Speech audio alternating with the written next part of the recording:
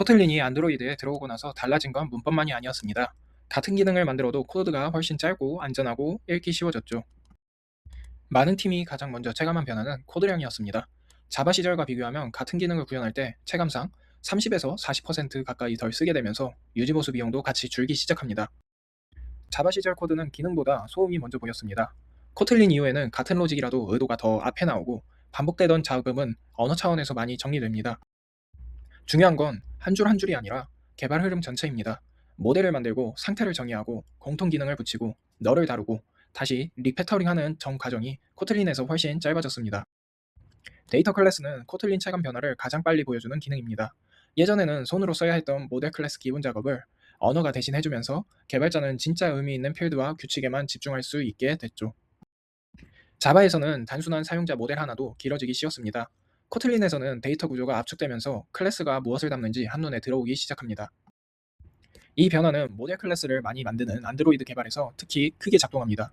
DTO도, UI 상태도, 테스트 데이터도 훨씬 가볍게 만들 수 있으니 구조를 잘게 나누는 부담 자체가 줄어듭니다. 실드 클래스는 상태를 표현하는 방식을 바꿔놨습니다.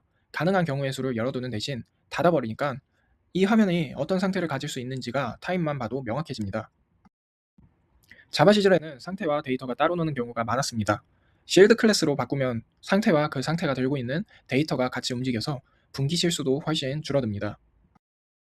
이게 실무에서 중요한 이유는 예측 가능성입니다. 새로운 상태를 추가했을 때 어디를 고쳐야 하는지가 자동으로 드러나고 UI 코드도 상태 기계처럼 읽히기 시작하죠.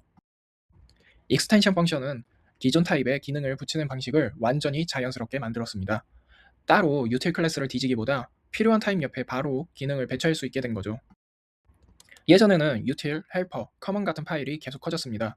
코틀린에서는 확장 함수로 기능을 제자리에 놓을 수 있어서 코드 베이스가 훨씬 덜 뒤엉키게 됩니다. 확장 함수는 단순한 문법 설탕이 아니라 안드로이드 코드 스타일 자체가 됩니다. 문자열, 컨텍스트, 뷰, 프래그먼트, 번들, 나중에는 플로우까지 전부 더 읽기 좋은 형태로 바뀝니다. 자바 시절 안드로이드에서 가장 흔한 크래시 중 하나는 널 포인트였습니다. 코틀린은 널 가능성을 타입에 드러내면서 이 문제를 런타임 운이 아니라 설계 단계의 책임으로 끌어올립니다. 코틀린의 널 안정성은 코드를 짧게만 만드는 게 아닙니다. 무엇이 비어 있을 수 있고 없는지를 선언적으로 적게 되니까 리뷰와 디버깅도 훨씬 빨라집니다. 널러블 표시, 세이프콜, 엘비스 연산자, 그리고 렛이나 리카이어 난 널 같은 도구가 합쳐지면서 널 처리에 일관성이 생깁니다. 팀 전체가 같은 문법으로 같은 위험을 다루게 되는 것입니다. 코틀린 도입 이후 코드베이스를 보면 개별 파일의 역할이 더 분명해집니다. 모델은 모델답게, 상태는 상태답게, 공통 기능은 확장 파일로 정리되면서 각 파일이 훨씬 얇고 솔직해집니다. 그래서 코틀린의 진짜 장점은 코드가 짧아졌다는 사실 하나가 아닙니다. 줄수가 줄면서 동시에 구조가 더 또렷해졌기 때문에 읽는 속도와 수정 정확도까지 같이 올라가는 겁니다. 코틀린의 영향을 세 축으로 압축하면 이렇습니다. 데이터 클래스와 실드 클래스가 표현력을 올렸고, 익스텐션과 널 세이프티가 안정성을 높였고, 그 결과 전체 코드의 가독성이 구조적으로 개선됐습니다. 생산성은 추상적인 구호가 아니라 매일의 반복에서 드러납니다. 덜 쓰고, 더 빨리 읽고, 더 안전하게 고치고, 테스트 데이터도 쉽게 만들 수 있으니 팀의 속도가 누적해서 달라집니다. 이 언어적 개선은 여기서 끝나지 않습니다. 나중에 코르틴, 플로우, 스테이트 플로우, 컴포즈 같은 현대 스택이 자연스럽게 받아들여진 것도 결국 코틀린이 바닥을 먼저 정리해줬기 때문입니다. 사실 코틀린의 파급력이 컸던 이유는 새로운 패턴을 강요했기 때문이 아닙니다. 기존에 하고 싶었던 좋은 설계를 훨씬 낮은 비용으로 구현할 수 있게 해줬기 때문입니다. 겉으로만 보면 코틀린은 문법 취향의 문제처럼 보일 수 있습니다. 하지만 실무에서 벌어진 변화는 훨씬 구조적이었고, 그래서 팀 단위 생산성 차이로 이어졌습니다.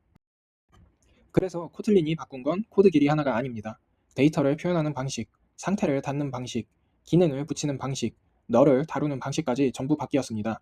그리고 그 변화가 이후에 현대 안드로이드 아키텍처를 받아들일 준비를 끝내줍니다.